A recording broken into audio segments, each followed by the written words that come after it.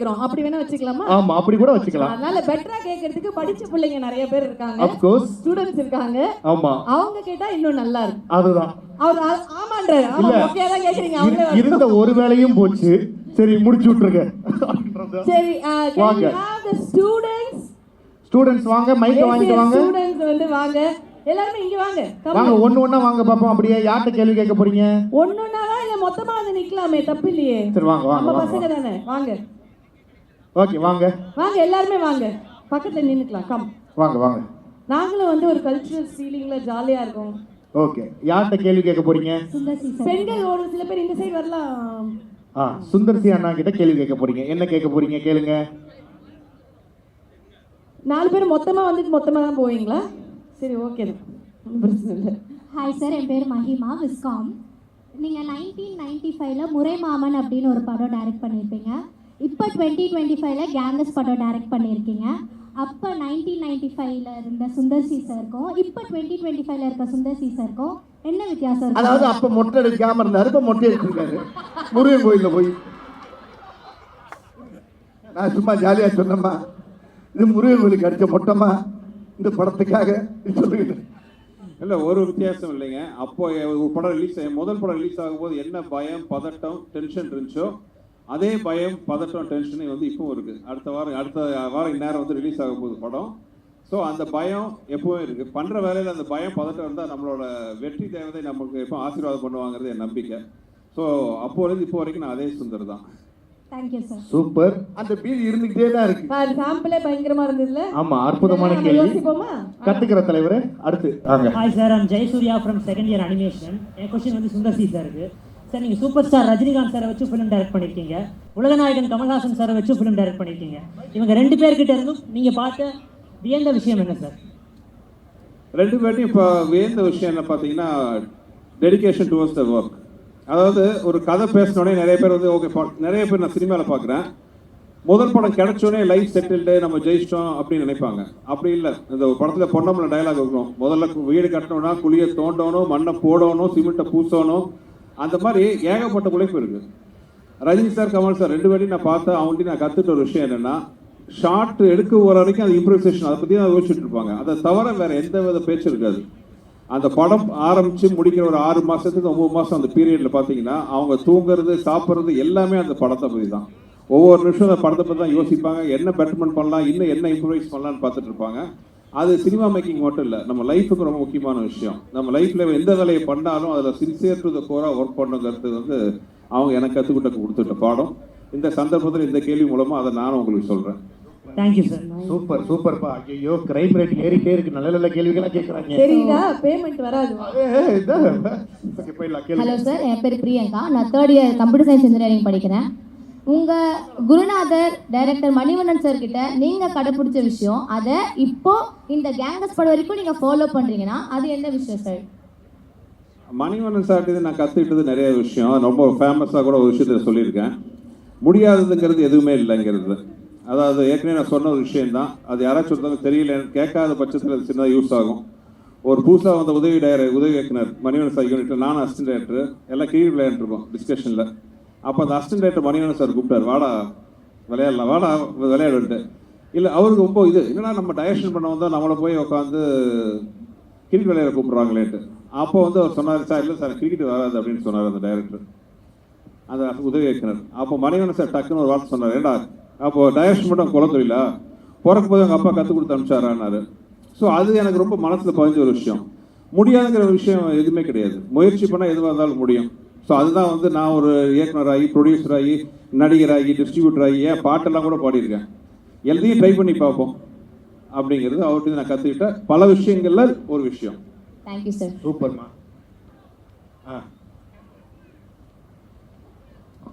Sir என் question உங்களுக்கு தான் Sundar C sir. என் பேர் Noel, film tech final year. So almost 30 இயர்ஸாக தமிழ் சினிமாவில் பல திரைப்படங்கள், பல நடிகர்கள், பல இயக்குநர்களோட ட்ராவல் பண்ணிகிட்டு இருக்கீங்க.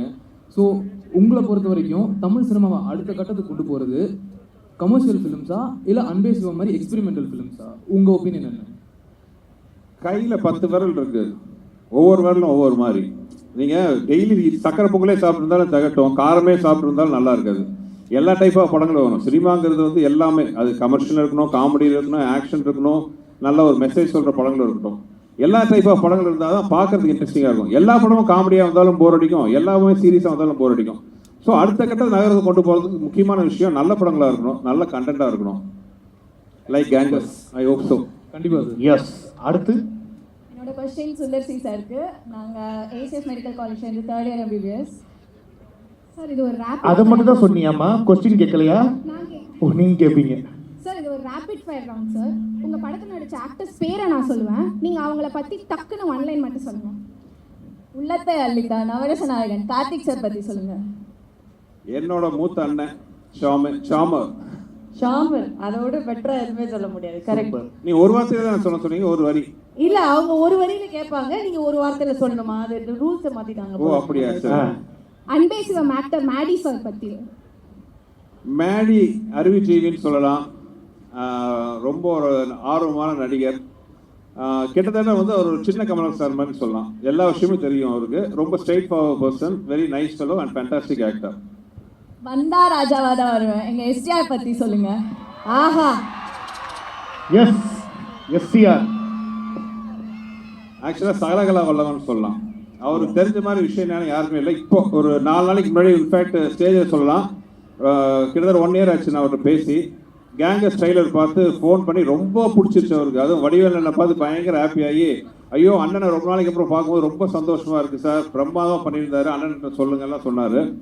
அப்போ நான் அவர்கிட்ட சொன்னேன், நீங்கள் வந்து தூங்கிட்டு இருக்கிற சிங்கத்தோட பவர் தெரியாமல் ரெஸ்ட் எடுத்துகிட்டு இருக்காரு, மறுபடியும் காட்டுக்கு வாங்க, களத்தில் இறங்குன்னு சொல்லிட்டு இருக்கேன் நான். ஈஸ் ஒன் ஃபென்டாஸ்டிக் என்ன சொல்கிறது ஆக்டர். அவருக்கு இருக்கிற ஃபேன் ஃபாலோயிங் வந்து அதிசயமான fan following, sincere to the fan core. Madhagaja Raja Vishal sir பற்றி. விஷால் என் கூட பிறக்காத தம்பி. எங்களுக்கு ரெண்டு அசோசியேஷன் வந்து ஒரு long association. It's like a family. 12 வருஷத்துக்கு அப்புறம் மதகஜராஜா ரிலீஸ் ஆன போது அவர் பட்ட சந்தோஷம், நான் பட்ட சந்தோஷம், அதுக்கெல்லாம் காரணமான 3 பேர் இங்கே உட்காந்துருக்காங்க. ACS sir, Arun sir and Madan sir. So இந்த நேரத்தில் வந்து விஷால் சார்பாகவும் தேங்க்ஸ் சொல்லிக்கிறேன். அப்புறம் உன்னை தேடி தலா அஜித் சார் பற்றி சொல்லுங்க.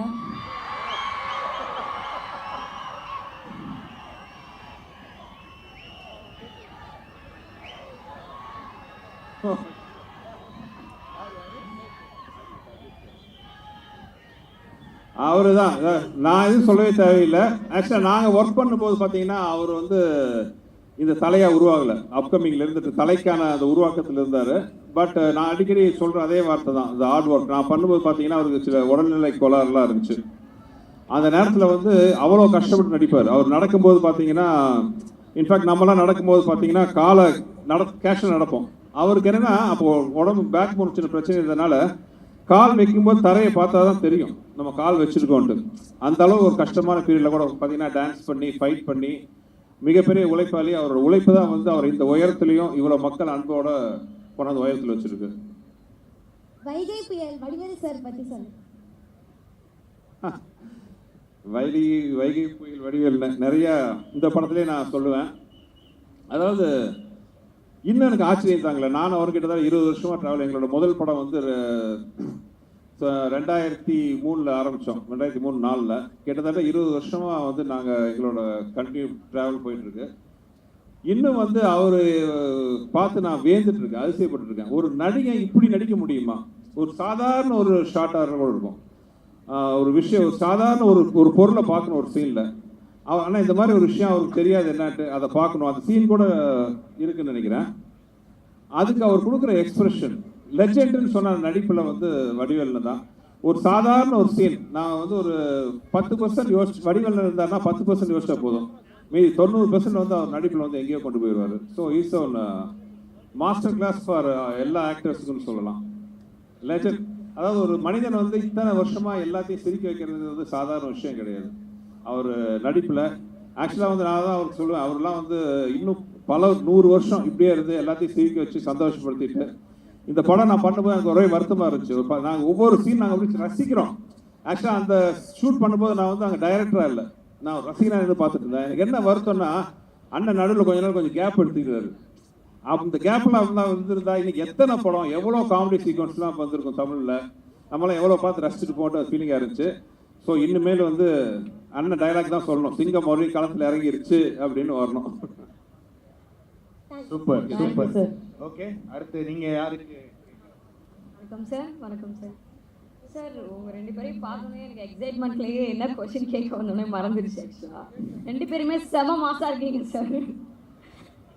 செம மாசாக இருக்கீங்க 2 பேருமே. இல்லை சார், உங்களை பார்த்த எக்ஸைட்மெண்ட்டில் லைட்டாக கொஞ்சம் எமோஷன் ஆகிட்டேன். That's it. கொஸ்டின் ஞாபகம் வந்துச்சாமா? யா வந்துருச்சு. சார் இந்த கொஷினை நல்லா கவனிச்சுக்கோங்க. Tom Cruise, Shahrukh Khan and நம்ம சூப்பர் ஸ்டார் ரஜினிகாந்த் சார் இவங்க அவங்களோட படத்தை டைரக்ட் பண்ணுறதுக்கு அவங்களை கூப்பிட்றாங்க. அதே டைமில் Sanjay Leela Bhansali, Stephens and James Cameron இவங்க எல்லாரும் அவங்களோட படத்தில் உங்களுக்கு ஹீரோவாக ஆக்ட் பண்ண கூப்பிட்றாங்க. ஆனால் கால் ஷீட் ஒன்று தான் இருக்குது. ஸோ இப்போ நீங்கள் எதை சூஸ் பண்ணுவீங்க சார்? நடிப்பா இயக்கமா? நடிப்பு வந்து பஞ்சத்துக்கு பண்ணுறது, டைரக்ஷனை விருப்பத்துக்கு பண்ணுறது. ஸோ எனி கிவன் டைம் வந்து என்னோட சாய்ஸ் வந்து டைரக்ஷன் தான். I want to be jack of all trades, ஆனால் I master of one and எனக்கு ஒரு நம்பிக்கை இருக்குது, அது direction. So always I choose my direction over anything. Super. அடுத்து யார் என்ன கேட்க போறீங்க? ஹாய் சார், நான் யதீஸ்வர், ஃபஸ்ட் இயர் MBA படிக்கிறேன். எங்கள் குஷ்மா கல்யாணம் பண்ணி தமிழ்நாட்டு மருமகள் ஆக்கிட்டீங்க. ஓகே, இப்போ வந்து டேரக்டராக எங்கள் மேம் பற்றி என்ன சொல்லுவீங்க? ஒரு கணவராக எங்கள் மேம் பற்றி என்ன சார் சொல்லுவீங்க? கேங்கஸ் மீட்டிங்கில் வந்து தம்பி குடும்ப கதையை கேட்டுட்டு இருக்கீங்களே. இந்த படத்தை விட்டு மேட்ரு ரொம்ப தள்ளி போயிட்டே இருக்கு. அதுதான் நம்ம இந்த படத்தை சம்பந்தப்பட்ட கேள்வியை கேட்டா இன்னும் நல்லா கரெக்டா இருக்கும். சூப்பர். பட் உனக்கான பதில் வந்து கூடிய சீக்கிரத்தில் ஏதாச்சும் ஒரு இன்டர்வியூல வேற யாராச்சும் கேட்பாங்க, அதை எடுத்து பார்த்துக்கிறோம். அதேதான், இது கண்டிப்பா தனியா பேச வேண்டிய விஷயம். ஆமா, ஓகே. சூப்பர். இப்ப நம்ம வைகை புயல் வடிவேலு அவர்கள்கிட்ட கேள்வி கேட்கக்கூடிய நபர் என்னம்மா?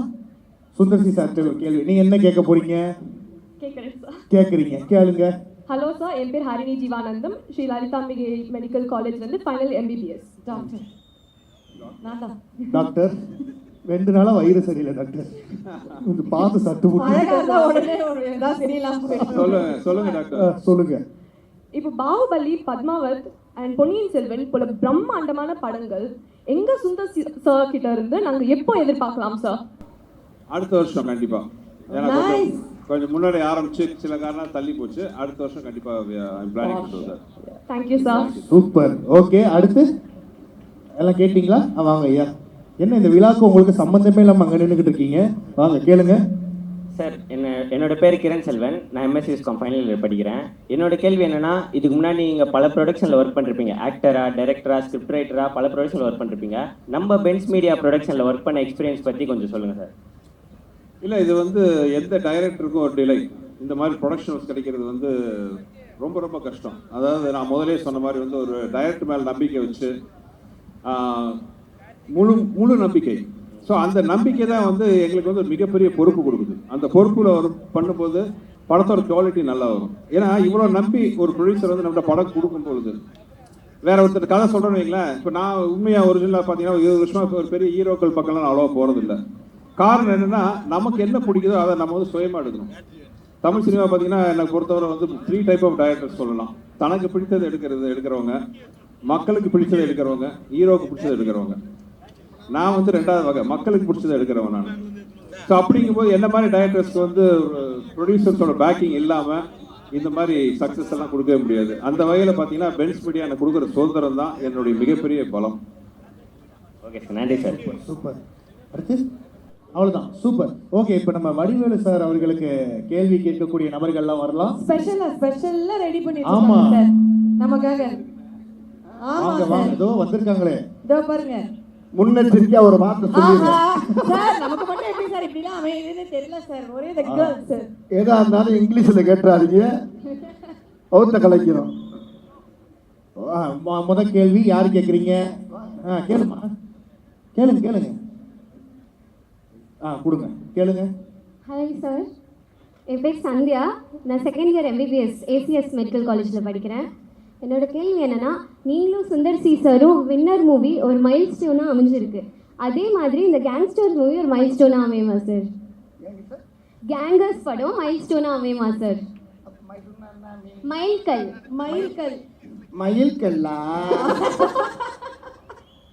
இது மயில்கல் இல்லைம்மா, இது மிகப்பெரிய வைரக்கல். இது இந்த படம் அப்படின்னு கேட்டிங்கன்னா, ஒரு ராஜா தலையில் இருக்க கிரீடத்தில் இருக்கக்கூடிய ஒரு வைரக்கல் தான் இந்த படமே ஒரு கிரீடம்.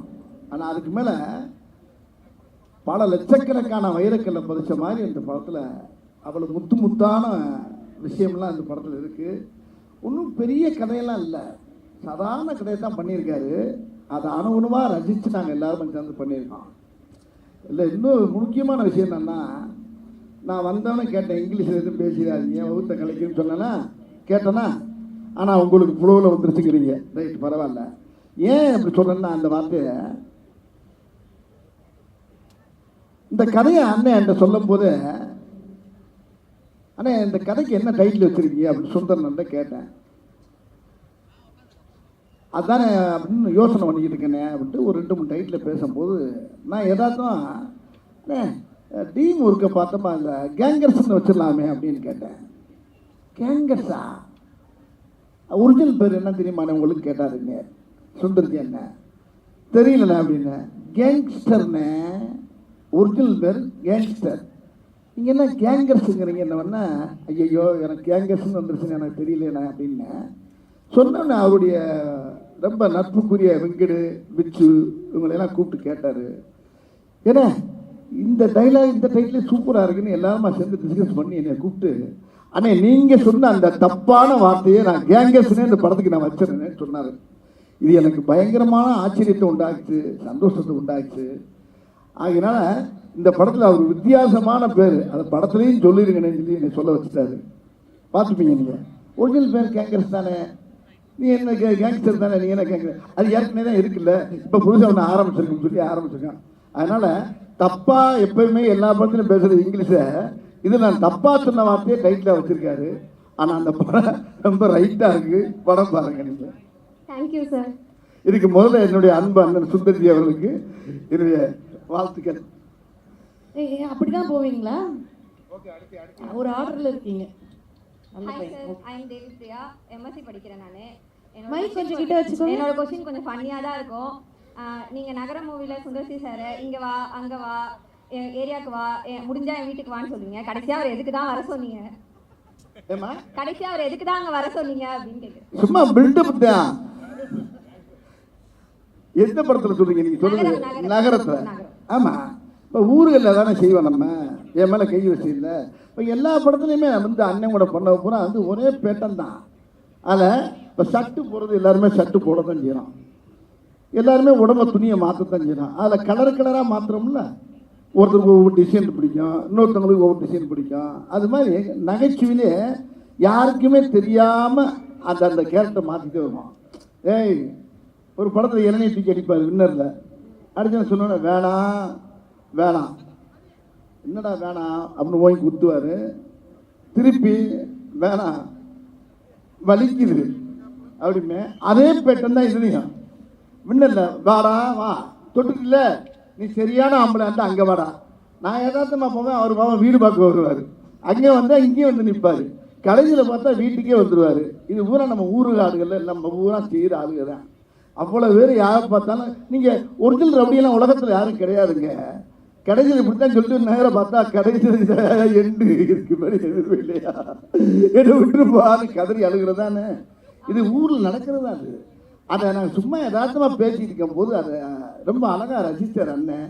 ஆனால் எடுக்கிறது ரொம்ப கஷ்டம், வாயில் சொல்கிறது ரொம்ப ஈஸி. அந்த நகைச்சுவை காட்சி அழகாக அதுக்கு வந்து ஷார்ட் வச்சு அழகாக அந்த சீனிய மக்கள் மத்தியில் கொண்டு அழகாக ஈஸியாக சேர்த்தாரு. அந்த பெருமை என்னை விட இவருக்கு தான், சுந்தரனுக்கு தான் அதிகம். Thank you sir. ஹாய் சார், என்னோட நேம் மோனிஷ், MBA படிக்கிறேன். எனக்கு ரொம்ப நாள் ஒரு டவுட் இருக்கு. நீங்க கிரி மூவில வீரபாகுன்னு ஒரு கேரக்டர் நடிக்கும் போது அக்காவை வச்சுக்கிட்டு தான் பேக்கரியை வாங்கினாங்க அப்படின்னு சொல்லிட்டு சொல்லுவீங்க. இங்க வாங்க,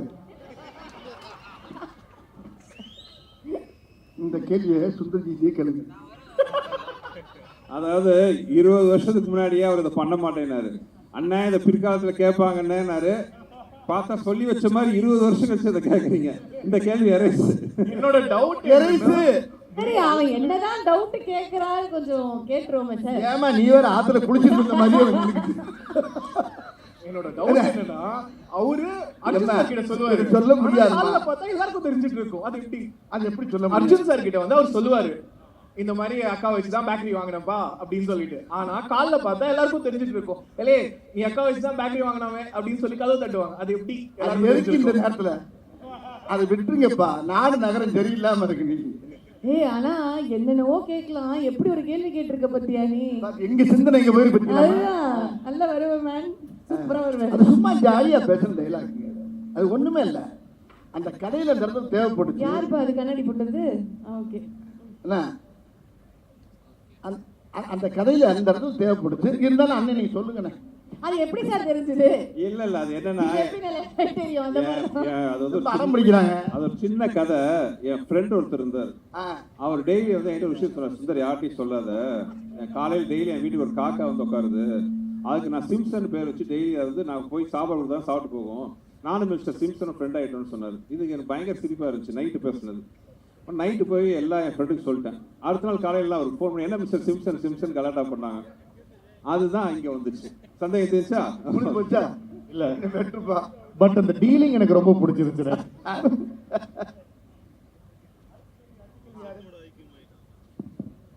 வணக்கம்ண்ணா, என் பேரு ஹேமச்சந்திரன். நான் 2 பேர் இருக்கான். அத யார் அண்ணன்? அண்ணங்க. இந்த கேள்வி யார் அண்ணங்க? என் பேரு Hemachandran, IT department final year படிக்கிறேன். ஸோ என்னோட கொஸ்டின் என்னன்னா, உங்களுக்கு தான் ஓகே. என்னோட கொஸ்டின் என்னன்னா, சந்திரமுகி படத்துல அந்த அரண்மனைக்குள்ள போற ஒரு சீன் இருக்கும்ல, அதை பத்தி பேசும்போது ரஜினி சார் அதை பத்தி பேசும்போது அவர் சொல்லியிருப்பாரு, இந்த சீன்ல வந்து வடிவேலு என்னை தூக்கி சாப்பிட்டுருவாரு, அதனால வந்து நான் ரொம்ப அதிகமா எஃபர்ட் போட்டு நடிச்சேன் அப்படின்னு. அது போல நீங்க நடிக்கும் போது ஏதாச்சும் ஒரு ஹீரோ நம்மளை விட நல்லா பண்ணிடுவாங்க அப்படின்ட்டு ரொம்ப அதிகமா எஃபர்ட் போட்டு நடிச்ச படம் இருந்தா அதை பத்தி? ஒண்ணுமே இல்ல. எந்த படமா இருந்தாலும் சரி, எந்த ஹீரோவா இருந்தாலும் சரி, யாரு கூட நடிச்சாங்களே என்னுடைய வேலையை நான் கேட்டா செஞ்சுக்கிட்டு இருப்பேன். இதை நான் யார்கிட்ட கற்றுக்கிட்டேன்னா, பெரும்பாலும் கவுண்டமணி சார்கிட்ட கற்றுக்கிட்டேன். அவர் யாராக இருந்தாலும், எந்த ஹீரோவாக இருந்தாலும் அவர் பாருங்க அப்படியே டாப் வாங்கியில் போயிட்டே இருப்பார், டாப் கியரை போட்டு. அதே மாதிரி நாயேஷ் அதான் பண்ணுவார். யார் இருந்தாலும் சரி என்னுடைய வேலை கேட்டால் செய்யும்போது அங்கே என்ன அப்படின்னா, அது கண்ணுக்கு ஓவர்ட்டாக கேட்டீங்க, இல்லை டேமினேஷன் பண்ணுறான்னு தெரியும், என்னமோ தெரியும். அதை பற்றி என்னை பற்றி யாரும் டேரக்டர் என்னை கூப்பிட்டு சொல்ல மாட்டாங்க, பி வாச்சாரும் சொல்ல மாட்டாங்க, யாரும் சொல்ல மாட்டாங்க. நான் பாடு செய்கிற வேலையை செஞ்சுட்டு போயிடுவேன் அந்த படத்தில். அந்த மாதிரி காட்சிகள் நிறையா இருக்கும். அதில் சில நேரத்தில் என்ன செய்யறது, இந்த மாப்பு வச்சுட்டாங்க, ஆப்பு, இதெல்லாம் எல்லாமே அந்த கிரிக்கெட் பூராமே டைரக்டர் சார் தான். அதில் ரொம்ப எல்லா விஷயமும் அதை சொல்ல போனோம்னா எல்லா படமும் டைரக்டர் தான். என்ன செய்வோம், நான் என்ன செய்வேன்னா, அவங்க குழம்ப அப்படி லேசாக குழம்பு வச்சு கையில் கொடுத்துருவாங்க. என் சாரில் கொஞ்சோண்டு குழம்பு தாளிப்பேன், கடுகு போட்டு கொஞ்சம் தாளித்து கம்மன்னு கொடுக்குறது என்னுடைய வேலை. ஆனால் தப்பா சொன்னா கரெக்டாக சொன்னாங்க.